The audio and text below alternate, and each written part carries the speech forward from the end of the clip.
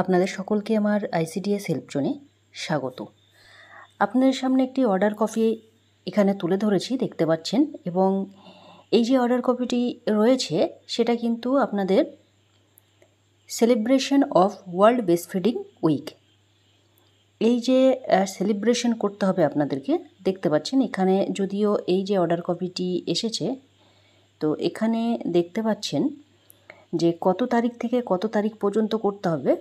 1 August থেকে 7 August পর্যন্ত। অর্থাৎ আপনারা যেভাবে জন আন্দোলন পোর্টালে যে থিম অ্যাক্টিভিটি করে থাকতেন, ঠিক সেইভাবেই কিন্তু এই ওয়ার্ল্ড ব্রেস্টফিডিং উইক আপনাদেরকে পালন করতে হবে। এবং যেহেতু 1 তারিখ থেকে গতকালকে হয়ে গিয়েছে, এবং আমরা দেখে নেব এই যে অর্ডার কপি এসেছে এবং কোন লেভেলের রয়েছে, কি করতে হবে সেগুলো আমরা পরপর আলোচনা করব। এখানে দেখতে পাচ্ছেন আগস্টের 1 তারিখ কোন লেভেলের ছিল, ডিস্ট্রিক্ট লেভেলের, অর্থাৎ ডিপিও লেভেলের। কিন্তু এটা কিন্তু দেখতে পাচ্ছেন অ্যাক্টিভিটি যে ওয়েবিনার ছিল সেটা কিন্তু হয়ে গিয়েছে। এবার আপনারাকে যেটা করতে হবে 2 তারিখে, অর্থাৎ আগস্ট মাসের 2 তারিখে আপনারা দেখতে পাচ্ছেন এই যে এডাব্লিউসি লেভেলের ছিল, এবং অর্থাৎ আপনারা আজকে এডাব্লিউসি লেভেলের পালন করবেন। এবং আপনাদের অ্যাক্টিভিটি কি হবে, কুইজ। অর্থাৎ কুইজ কি নিয়ে হবে আপনারা এখানে দেখতে পাচ্ছেন, কুইজ অন ব্রেস্টফিডিং। অর্থাৎ কুইজটা কিন্তু অবশ্যই এই ব্রেস্টফিডিংয়ের উপরেই হবে। এবং এখানে পার্টিসিপেশন কারা থাকবে এবং এখানে অংশগ্রহণ কারা করবে, দেখুন এখানে লেখা রয়েছে supervisor and AWW are to conduct and mother are to participate. Supervisor, worker এবং যারা মা রয়েছে তারা কিন্তু এখানে থাকবে। অর্থাৎ গর্ভবতী প্রসূতি দুজনকেই কিন্তু এখানে রাখবেন, বা তার সঙ্গে অভিভাবকরাও থাকতে পারে। তো এই যে দেখতে পেলেন 2 তারিখে যে প্রোগ্রামটি আপনাদেরকে করতে হবে কুইজ, এবং কুইজের ওপরে ব্রেস্টফিডিং, অর্থাৎ কুইজের ওপরে কিন্তু অনেকগুলো প্রশ্ন আপনাদেরকে রয়েছে, সেগুলো আপনাদের সঙ্গে আলোচনা করব। তো কি কি প্রশ্ন আপনারা করতে পারেন বা কি প্রশ্ন আপনারা আলোচনা করতে পারেন, কুইজের মাধ্যমে কোনগুলো ধরতে পারবেন, বেনিফিশিয়ারিদের যারা পার্টিসিপেট থাকবে বা অংশগ্রহণ করবে তাদের সঙ্গে কি আলোচনা করবেন, সেটাও বিস্তারিত আলোচনা করব। এখানে দেখতে পাচ্ছেন স্তন্যপান বিষয়ক কুইজ প্রশ্ন ও উত্তর 36টি রয়েছে। সাধারণ জ্ঞান এখান থেকে দেখতে পাচ্ছেন। সাধারণ জ্ঞানে কি রয়েছে, প্রথম যে প্রশ্নটা দেখতে পাচ্ছেন, জন্মের পর কত সময়ের মধ্যে স্তন্যপান শুরু করা উচিত, এটা কিন্তু আপনারা কোশ্চিন করবেন। এবং এখানে উত্তরে বলা রয়েছে জন্মের 1 ঘন্টার মধ্যে। অর্থাৎ যখন শিশু ভূমিষ্ঠ হচ্ছে তখন তার 1 ঘন্টার মধ্যেই মায়ের বুকের দুধ কিন্তু খাওয়ানো যাবে বা খাওয়াতে হবে। তারপরে দেখতে পাচ্ছেন 2 নম্বর, শিশুকে কতদিন শুধুমাত্র স্তন্যপান করানো উচিত। এটা আপনারা সবাই জানেন যে 6 মাস। অবশ্যই এই যে তথ্যগুলো রয়েছে বা কোশ্চিনগুলো রয়েছে ভীষণই গুরুত্বপূর্ণ। এগুলো প্রত্যেকটি গর্ভবতী প্রসূতি মায়েদের কিন্তু আপনারা বলবেন। এবং এই যে পিডিএফটি রয়েছে সেটা আমি অবশ্যই আমার ভিডিও ডেসক্রিপশন বক্সে পেয়ে যাবেন, সেখান থেকে আপনারা ডাউনলোড করে নিতে পারেন।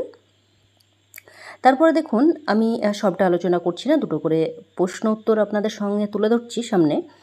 শিশুর স্বাস্থ্যের উপকারিতা, অর্থাৎ একটি শিশুর যে স্বাস্থ্যের উপকারিতা সেটাও কিন্তু এখানে আপনারা কুইজের মাধ্যমে তাদেরকে বলতে পারেন বা কোশ্চিনগুলো করতে পারেন বা জানাবেন এগুলো। দেখুন 6 নম্বরে যেটা রয়েছে, স্তন্যপান শিশুর কোন কোন সাধারণ সংক্রমণের ঝুঁকি কমায়।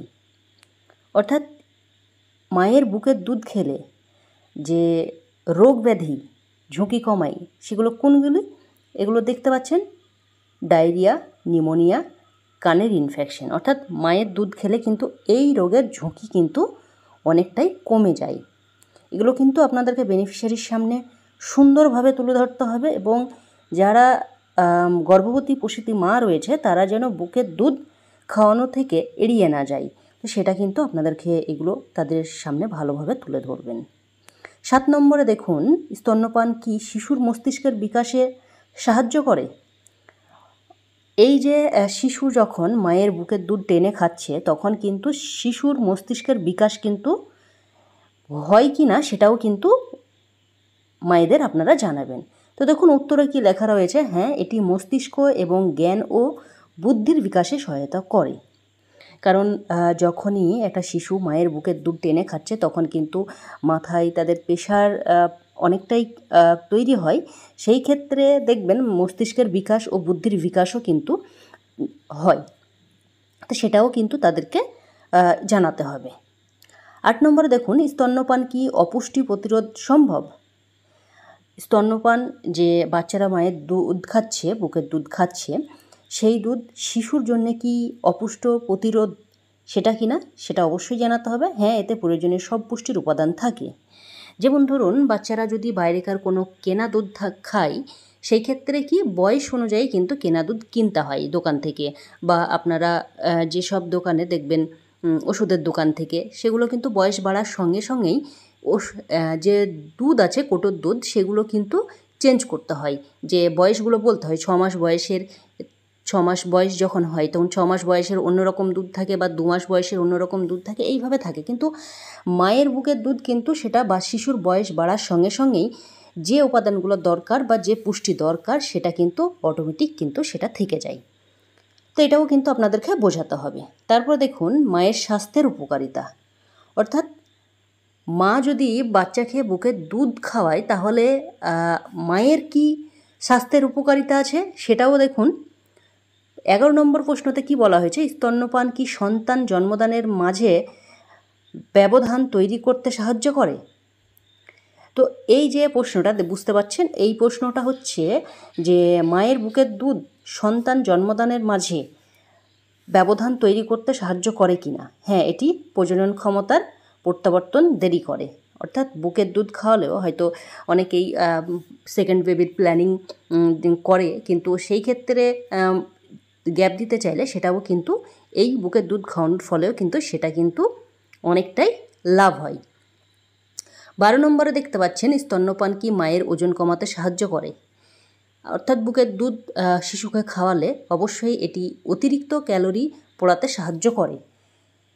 তো এই ব্যাপারগুলো রয়েছে, আপনারা বলবেন অবশ্যই। খুব সুন্দর সুন্দর পয়েন্ট এখানে দেওয়া রয়েছে। তারপরে আমরা দেখে নেব সচেতন ও ভুল ধারণা। অর্থাৎ বুকের দুধ খাওয়ালে অনেক মায়েদের মধ্যে বা অভিভাবকের মধ্যে ভুল ধারণা থাকতে পারে। তো সেগুলো কি দেখুন, গরমকালে কি শুধুমাত্র মায়ের দুধই শিশুর জন্য যথেষ্ট? তো এখানে দেখুন, হ্যাঁ, মায়ের দুধে পর্যাপ্ত জল থাকে। অর্থাৎ অনেকেই ভাবতে পারেন গরমকালে শিশুদের জল খাওয়ানো দরকার আছে, বা জল দিলে ভালো হয়, হয়তো গলা শুকিয়ে যাচ্ছে বাচ্চাদের, কিন্তু সেটা নয়। মায়ের জলে কিন্তু পর্যাপ্ত জল কিন্তু থাকে, যেটা আর বাইরে থেকে জল খাওয়ানোর কোনো প্রয়োজন কিন্তু হয় না। অর্থাৎ মায়ের বুকের দুধ খাওয়ালেই কিন্তু একটি শিশুর জন্য যথেষ্ট। তারপরে দেখুন 17 নম্বরে, গর্ভবতী হলে কি স্তন্যপান বন্ধ করতে হবে? অর্থাৎ যদি ধরুন কোনো বাচ্চা রয়েছে, হয়তো দেখা গেল দিয়ে তারপরে সেকেন্ড বেবি আবার কনসিভ করেছে, সেই ক্ষেত্রে কি গর্ভবতী হলে কি স্তন্যপান বন্ধ করতে হবে? তো এখানে লেখা রয়েছে না, সব সময় নয়, চিকিৎসকের পরামর্শ নেওয়া উচিত। অর্থাৎ আপনি ট্রিটমেন্টে রয়েছেন, যদি চিকিৎসক বলে যে আপনাকে যে বেবি আপনার রয়েছে তাকে দুধ খাওয়াতে বারণ করছে বা আপনাকে স্তন্যপান করাতে বারণ করছে, তখন আপনি না করাতে পারেন, তবে অবশ্যই ডাক্তারের পরামর্শ নিতে হবে। তারপরে দেখুন এই যে রয়েছে, তারপরের যে বিষয় রয়েছে উন্নত বিষয় ও ব্যবহারিক দিক। এখানে কি রয়েছে দেখুন, এখানে রয়েছে প্রথমে বুকের দুধ ফর মিল্ক কি। এখানে দেখুন এটি খাওয়ানোর শুরুতে পাতলা দুধ যা শিশুর তৃষ্ণা মেটায়। অর্থাৎ এই যে বুকের দুধ, এটা খাওয়ালে শিশুদের কিন্তু তৃষ্ণা মেটায়, এবং সেটা আমি এর আগেই বললাম, বয়স বাড়ার সঙ্গে সঙ্গে বা বয়স যখনই বাচ্চার বাড়তে থাকবে মায়ের দুধও সেইভাবেই কিন্তু এটা পাতলা বা ঘন হতে থাকে। তারপরে দেখতে পাচ্ছেন এইভাবেই কিন্তু প্রত্যেকটা পয়েন্ট লেখা রয়েছে। এটা আমি বড় করছি না, আপনারা দেখে নেবেন। তারপরে দেখুন এই যে খাওয়ানোর পর যত্ন ও শিশুর সংকেত। অর্থাৎ যখন আপনি স্তন্যপান করাচ্ছেন তখন শিশুর যত্ন ও সংকেত দেখুন। স্তন্যপানের পরে শিশুকে ঢেঁকুর তোলানো কেন জরুরি? অর্থাৎ দেখবেন এটা অনেক মায়েরাই জানে, বাচ্চাকে খাওয়ানোর সঙ্গে সঙ্গে বাচ্চাকে থাড়ো করে বা উঁচু করে ধরে পিঠে বাড়ি দিয়ে অনেকেই দেখবেন ঢেঁকুর তুলিয়ে থাকে, যাতে গিলে ফেলা বাতাস বের হয়ে গিয়ে অস্বস্তি না হয়। শিশুকে কিভাবে ঢেঁকুর তোলানো হয়। শিশুকে সোজা করে ধরে পিঠে আলতো চাপ দিলে ঢেকুর ওঠে। অর্থাৎ এটা আপনাদেরকে আগেই বললাম, অবশ্যই খাওয়ানোর পরে শিশুকে ঢেকুর তোলানো সত্যিই খুব জরুরি, সেটাও কিন্তু মায়েদেরকে আপনারা বলবেন। তারপরে দেখুন এখানে রয়েছে স্তন্যপান সময়ে শিশুর ঘুমিয়ে পড়লে, অর্থাৎ যখনই বাচ্চাকে তার মা দুধ পান করাচ্ছে তখন কিন্তু যদি শিশু ঘুমিয়ে পড়ে তাহলে কি করবেন, এখানে দেখতে পাচ্ছেন শিশু স্তন্যপানের সময় ঘুমিয়ে পড়লে কি করা উচিত। পা ঘষে পিঠে চাপ দিয়ে স্তন্য পরিবর্তন করে আলতো করে জাগিয়ে খাওয়ানো উচিত। অর্থাৎ বাচ্চার যখনই হয়তো দেখা গেল যে স্তন্যপান করতে করতে যদি ঘুমিয়ে পড়ে, তাহলে পা ঘষে অর্থাৎ পায়ের তলে হাত দিয়ে ঘষে বা পিঠে চাপ দিয়ে বা স্থান পরিবর্তন করে আলতো করে জাগিয়ে খাওয়াতে বলছি। বা আপনারা বাচ্চা অনেকেই দেখবেন যে ঘুমিয়ে পড়লে হয়তো বাচ্চার ঘুমটাও খুব জরুরি, তো সেই হিসাবে আপনারা তারপরেও খাওয়াতে পারেন, যদিও এই পয়েন্টটা বলা হয়েছে যে ঘুমিয়ে পড়লে খেতে খেতে তাহলে কি করবেন সেটাও কিন্তু বলে দেওয়া হয়েছে। তো এই ছিল 36টা পয়েন্ট। তো এই 36টা পয়েন্ট বা প্রশ্ন যেগুলো ছিল, উত্তর প্রশ্ন যেগুলো সেগুলো সত্যিই খুব গুরুত্বপূর্ণ। এগুলো আপনারা প্রত্যেকটা বিষয় যদি আলোচনা করতে পারেন বেনিফিশিয়ারিদের সঙ্গে বা সামনে তাদের সঙ্গে যদি তুলে ধরেন, তাহলে কিন্তু তারাও অনেক নতুন বিষয় কিন্তু তারা শিখবে এবং তারাও তাদের শিশুদের ভালোভাবে যত্ন নিতে পারবে এবং টেক কেয়ারও কিন্তু করতে পারবে। তো আশা করছি আপনারা এই যে প্রশ্নগুলো রয়েছে সেগুলো সবগুলোই আপনারা বেনিফিশিয়ারির সামনে বলবেন এবং তাদেরকে গাইড করবেন সঠিকভাবে। তো পরবর্তী ভিডিও অবশ্যই আপনারা দেখেছেন, এর আগের যে ভিডিও আপনাদেরকে দিয়েছি নিউ আপডেট নিয়ে, পরবর্তী ভিডিও আবারও আসতে চলেছে এবং এরপরে 7 দিন যেহেতু চলবে, আমি পরবর্তী ভিডিও আবারও আসবে, আপনারা সঙ্গে থাকবেন। তো ভিডিওটি এখানেই শেষ করছি, ভিডিওটি শেয়ার করবেন। ধন্যবাদ, সুস্থ থাকুন, ভালো থাকুন।